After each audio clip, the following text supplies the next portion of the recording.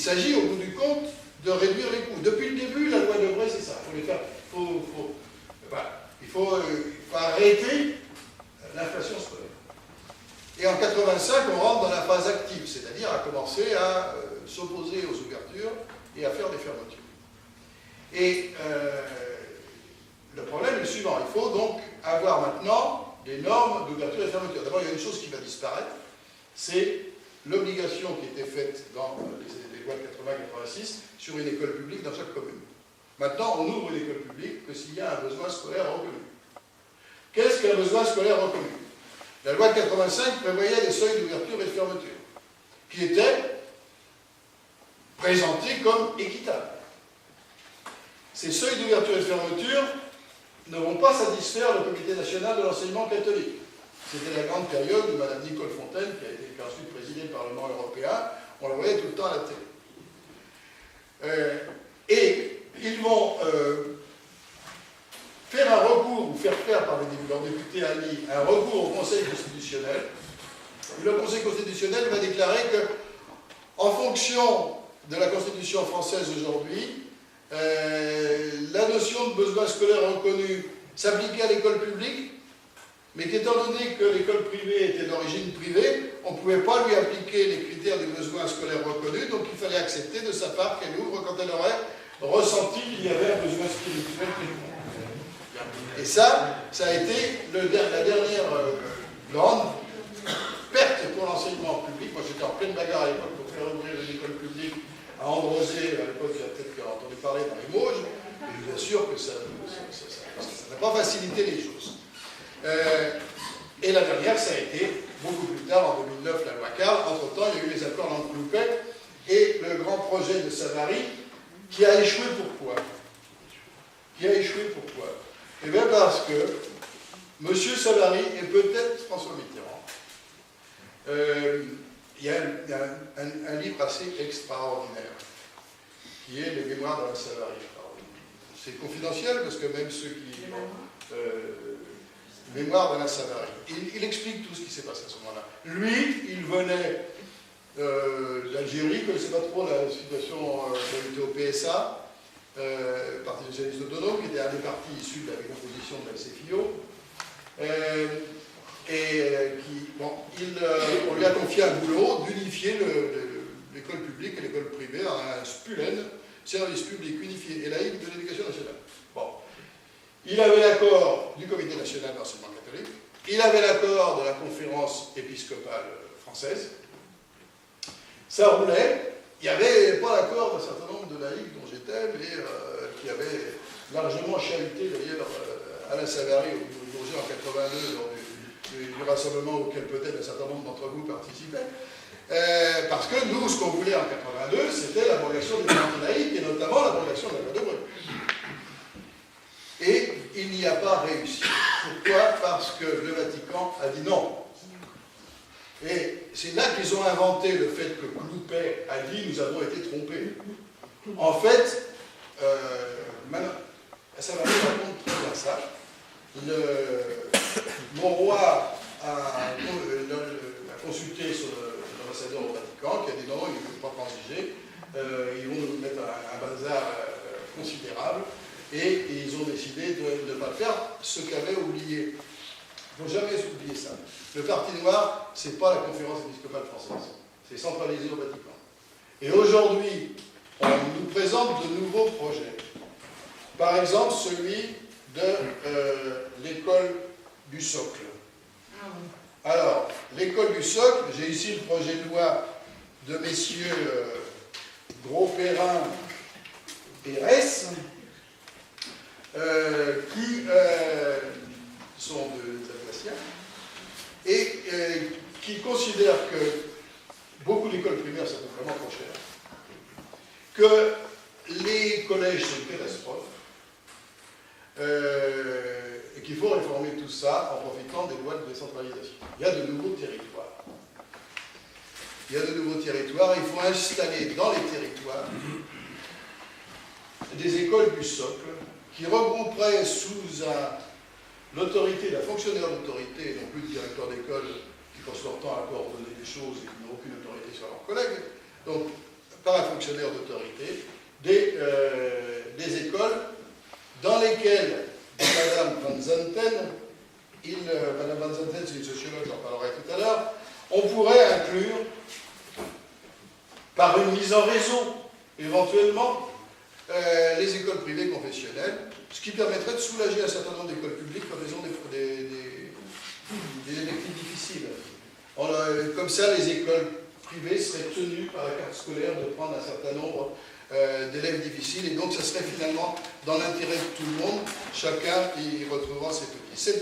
Ça voudrait dire quoi? Statut des enseignants démantelés, des instituteurs, des directeurs d'école. Les communes perdent toute autorité sur l'école communale, il n'y aura plus d'école communale du tout. Et il y aura un nouveau bidule qui s'appellerait encore sans doute collège unique et qui se retrouverait au sommet de tout ça. Ça, c'est un projet de loi, une proposition de loi, qui pour l'instant n'est qu'une proposition de loi, mais autour de laquelle grenouille tout un tas de gens. Alors, notamment, j'ai eu un appel, et je vais en dire le mal que je pense, qui manifestement est fait dans la perspective électorale, dans laquelle un appel qui est signé il est très people, il est signé de Vikash Dorasso, d'Axel Kahn, mais aussi par d'autres gens. Par exemple, les gens qui ont participé au ministère de l'Éducation nationale sous Jospin Allègre, là, qui sont Dubé, Durubella, Madame Van Zanten dont je parlais tout à l'heure. Ils ont signé un appel qui a trois caractéristiques, trois thèmes. Il faut en finir avec l'amalgame effort-souffrance. Deuxièmement, il faut réinventer le collège unique à partir de l'école primaire. Troisièmement, pour une orientation choisie en filière professionnelle, renforcer le lien avec le monde professionnel. Autrement dit, on retrouve toujours les mêmes ingrédients, sous des formes diverses. Premier ingrédient, accuser l'école d'un mal de tous les maux. Bon, entendons-nous bien, il ne s'agit pas de dire que l'école est en bon état. Hein. Bon. Mais je suis de ceux qui prétendent qu'il faut préserver l'école publique avec tous les maux dont elle souffre, en essayant de les guérir, mais surtout pas continuer à la démolir. Donc, accuser l'école d'un mal de tous les maux, affirmer une volonté de réforme, ça passe toujours bien, et troisièmement, introduire le patronat dans l'affaire, parce que c'est à la mode aussi. Alors, parmi les signataires, on trouve certains des responsables de la situation actuelle, ils sont un peu confus quand même, bien. Et on trouve en particulier, en dehors de ces gens de gauche dont j'ai parlé tout à l'heure, Madame Ayeré, ministre de Rafah, et par ailleurs, membre du conseil d'administration de Sanofi Aventis. Donc voilà des gens qui cogitent. Et on trouve aussi, et je terminerai avec ce terme-là avant de faire ma conclusion, Pierre Rosan-Vallon. Alors c'est un homme que j'affectionne particulièrement parce qu'il a déjà écrit sur Guizot. Il a écrit un bouquin qui s'appelle Le moment Guizot. Et il a eu un curriculum vitae un peu chargé, il a été théoricien de la CFDT, bon, co-signataire du plan Juppé de 1995, et il était jusqu'en 2010 directeur de l'école des hautes études en sciences sociales. Il écrit ceci dans son ouvrage consacré à Guizot. L'égalité des chances est, en d'autres termes, la condition de l'intériorisation par tous de la légitimité des supériorités.